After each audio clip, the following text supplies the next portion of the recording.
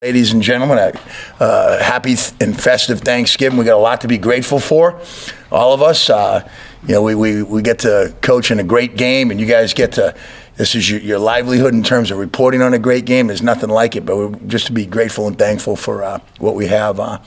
Recapping the game, it's hard enough to have to beat your opponent. So the biggest thing I stressed with the defense was, we can't beat ourselves. That first drive. It was 22 plays. Shoot, I think it lasted for whatever long it was. It seemed like we got him in the third and long, and when we did, in second and long, we hurt ourselves. We had three plays on that drive were off the field. Two of them were sacks. The first three times we rushed them, we sacked them. And then we get the penalty on the hold, so we got to go back, second and long. Damian gets a sack. Now it's third and long. And, our drive, we just didn't execute the play that we wanted at that particular time. So now we got to start it all over again. We get him 3rd and 4. We have another sack. We jump off sides. You can't beat yourself. And I learned from a long time ago, one of the greatest coaches in this game, Hall of Fame coach, said, when you have a third down penalty, it's like giving the 27 Yankees. The guys don't know who those guys are. The Bronx Bombers, 4 and 5 outs. So we just and then we did stop them at that particular time, and when it was a field goal, and then had to come back. We had them again on another drive, where Dewey made a great play out of center field, really, and stopped a heck of a wide receiver, Debo, and again that's when Ray. They're always going to get. It was a physical battle the whole game, and you got to hold your emotions. And I know he feels bad about it, and we'll move on from there. But that was the biggest thing we stressed. Not hurting yourself and giving them other opportunities. And with that, I'll open it up for questions. We got to really. When you talk about Atlanta coming in, it's the same thing. I know these guys well. Used to be in the division. Matt Ryan's a competitor. He's going to compete till the last whistle, the last throw. And he's never out of it. They got great playmakers. Pitts, how do you defend him? He's making one-handed catches all over the place. He's going to break every rookie tight end record in the NFL, I'm sure. And he's a problem. And then you put Patterson as a tailback. And then when they have two backs, he's a wide receiver. So they have some great playmakers. And with that, I'll open it up for questions. Patterson give you the same. I'm sorry. Patterson give you the same issues that Samuels did. He's a little. I can't imagine he's faster than Debo at his age, but. Well, most of the time you'll know when he's back there, and that was the thing. That is the other thing that was disappointing. We knew that Debo was going to run the ball, and we were in position. There was two runs that he had the longest ones. Not the tailbacks, and the touchdown and the one that went down to about the 2-yard line. We had leverage, we had position, and we didn't get the job done. We knew he was going to be in the backfield to run the football, and that was disappointing. And this situation, it's a little bit different because when there's only one back in there, he is the tailback. It's a little bit different where San Francisco had two backs, sometimes one back, and the back's out and empty, and then he's in the backfield. With Patterson, he's going to be the tailback. Now, when there's two backs in there, we got to treat him like a wide receiver. Two skilled backs, two tailbacks. Every loss for you, of course, is disappointing. Is it more so when a team like the 49ers, who basically just say, we're going to be physical, it's going to be mano, try and stop us, and you don't do it to the degree that you would like? Is that more bothersome because you guys pride yourself on stopping the run? No, absolutely. With like I said, Gene, in that first drive we stopped it. Everything, including 19 in the backfield, and we didn't get off the field. And then the runs that really hurt us were a wide receiver. I think from the standpoint of physicality, I thought our guys played really physical. We knew that was going to be that type of game, but yeah, absolutely. When the team scored 3 points in its last 2 games and then has a 10-day, has a little extra time, do you expect some changes, some significant changes? Yeah, I'm sure they're looking at everything there, and they had some of their weapons down that they didn't have, some of their firepower. So I'm expecting them back, and so I'm sure there'll be something different. But are you guys expecting Calvin Ridley back? I don't know. He is eligible to come off. He's another one that's an explosive, great wide receiver, and then but we do expect Patterson back. Does it make game planning a little bit more difficult for a team like Atlanta? Because even though Patterson's a nice weapon, when you look at the actual running attempts that they have, they really don't run the ball all that much. Some of it is a function of falling behind in some of the games, but does that make it more difficult to kind of game plan for them? No, absolutely, Gene. A really good point. Like when they had Hurst and they had all their weapons, it was extremely difficult because now, you get Tiger with 8 in the game, with Pitts in the game, Tiger with 85, and then now you get little U, we call it. Like you got 2 backs, and now it looks like 10 personnel sets where you got 4 wides with those guys. So absolutely, and that's when they were really winning and doing the things that were really good. I mean, beating the Saints and beating Miami. They had all their weapons, and it was very tough to do that. Now, again, he's expected possibly to come back, but it does present a problem. But we have certain things that we'll do, and we should be well aware of when they're in the game and how they're going to do things. Do you consider Pitts a wide receiver? He's absolutely a wide receiver. He's as fast as any wide receiver out there. He's bigger, and he'll present it. And Mark, that's another great point. They'll move him around everywhere. So now he is in the tight end position at times, but most of the time he's out at 1 by himself, and everybody's on the other side. They'll motion him, get him to exactly where they want to put him. So Shaq has obviously pretty much been assigned wide receiver 1. Does Kyle Pitts, if Calvin Ridley can't go, does he become wide receiver 1? Well, there's a lot of things we'll try to do to see if we can slow him down. Do you compare Pitts to a guy kind of like Mark Andrews or players like that? Yeah, I was with Mark, and when we had Mark and Hurst healthy, they did some of the similar things Coach Roman did, where it's big personnel. Now they're out there like 10 personnel. Now you got a linebacker covering those guys. So, and then they could come back in and run the football with those guys. So they present matchup problems. Like I said, he's got the speed of a wide receiver and the size and stuff of a hybrid tight end. Health-wise for you guys, I know Shaq still in concussion protocol, and then do you expect Tyson back for? Yeah, it's everything's day to day. Everyone's working through it, and we'll see where it is at the end of the week. But we fully expect everyone, to get back when they can. As far as the holiday this week, Thanksgiving, what's your go-to plate? Walk us through your Thanksgiving plate. Well, my wife, she already started cooking, and she does a tremendous job. But, I don't know. I love stuffing, so that's my favorite. I know that. So I do love the stuffing. But anything else? Turkey or ham? Turkey. Well, happy Thanksgiving, everybody. Appreciate it. Thanks, Joe. Thanks.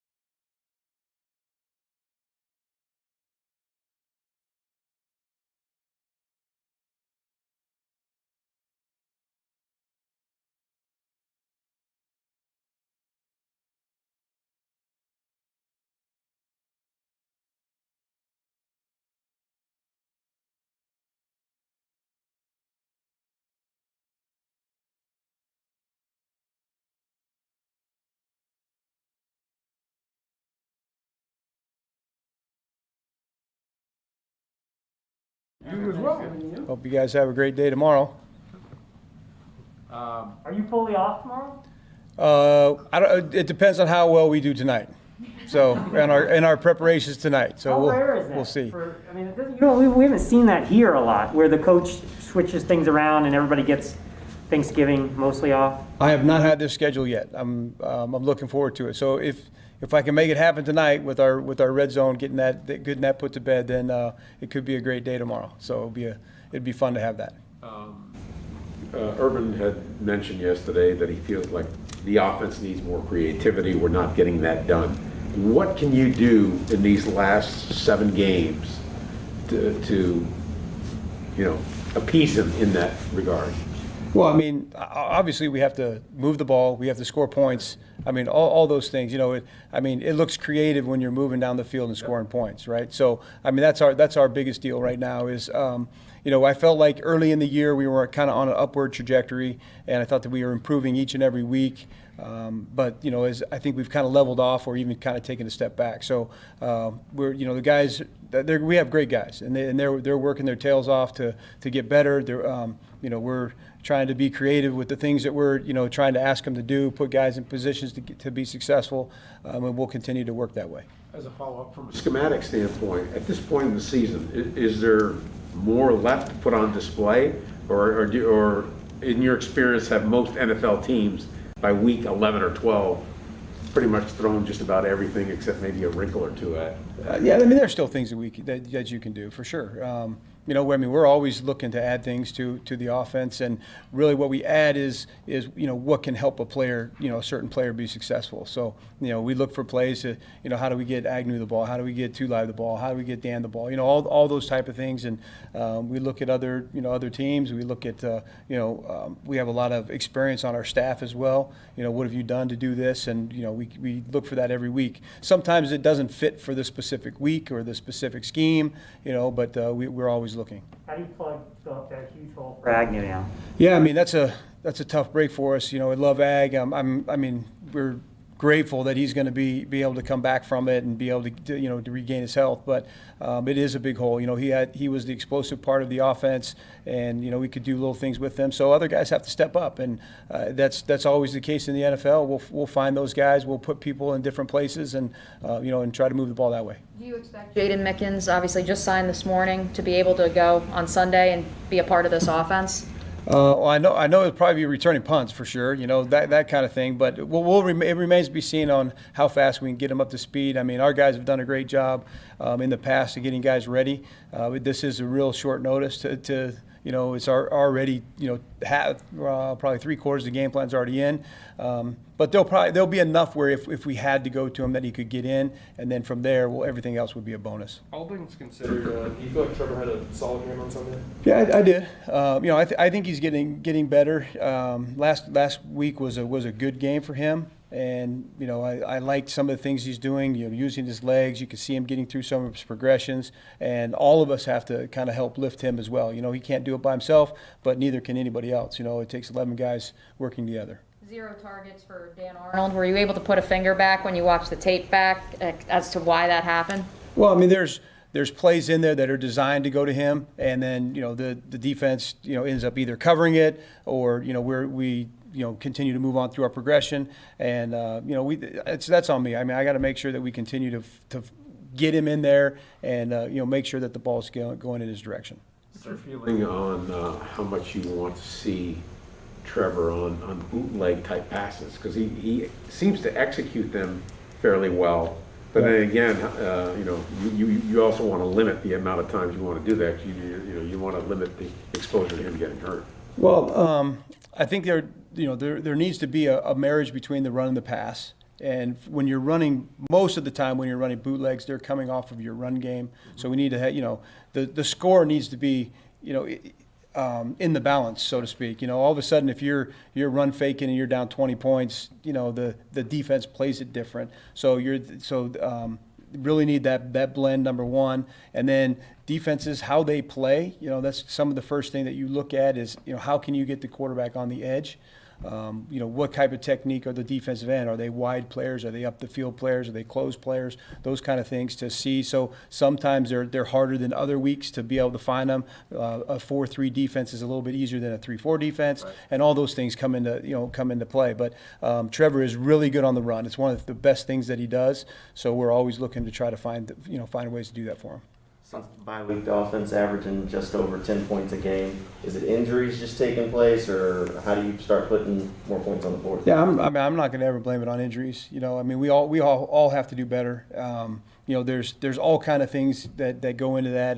Our execution has not been very good. Whatever you want to say, play calling, just all of it works together. A play can look brilliant if we execute, a bad play, if we execute it perfection, then it could be good, and if I could have a good call and we don't execute it, it doesn't matter. So all of that works together, and we're continuing to try to head in that direction. And how much is that happy balance of the RPOs and bootlegs? I know we've talked a lot about wanting to use Trevor's legs, but once you start putting that on tape more, defenses just adapt to it, and you get him in a position to where he does get hit more. Yeah, I think for me the biggest thing is, and this goes back to with Russell. We were never trying to put the quarterback in harm's way, and there's different things. I call them the free yards. When you're reading it, you got free yards, go take the free yards. We're not asking him to be a runner. We're not asking him to take all these big hits. But then also, the bootleg game, all those things kind of come off of it, keeping the defense off balance. A drop back. I don't feel like you can sit back and drop back 20 straight times in a row, because the defense pins their ears back. So then you got to mix a run in. Well, if you can mix a run in, then you can mix a bootleg in and make the launch point and the actions harder on the defense than just doing one thing. If we sprint out all the time or bootleg all the time, they'll be all over it. So kind of have to keep moving it around. There was a report over the weekend as far as the coaching staff having disagreements as far as Trevor's development. Have you felt like maybe is that a concern right now throughout the coaching staff as far as maybe stalling out with his development? Oh, definitely not. His development is still continuing. He's a rookie quarterback, so there's a lot to learn. The NFL is way different than college in terms of just how you play offensive football. So I think Trevor's doing a great job of continuing to get better each and every week. Everything that he does is a learning experience. I've been in here before, right? From being under center to calling a cadence to calling a play in the huddle. That's where we started. To see where he is now with checking protection, with signaling routes, and he's come miles. So proud of where he's at. Do we want him to get better? Absolutely. Does everybody else around him need to get better? Absolutely, including myself, including all the coaches. We all got to be better to help all of us. How difficult has it been sort of without James Robinson at 100% over the past, month now? Yeah, James is a fighter. He's been fighting through, the heel, knee, the whole, once your lower leg, you have an injury. But he's fighting through it. He's made a couple of great runs for us.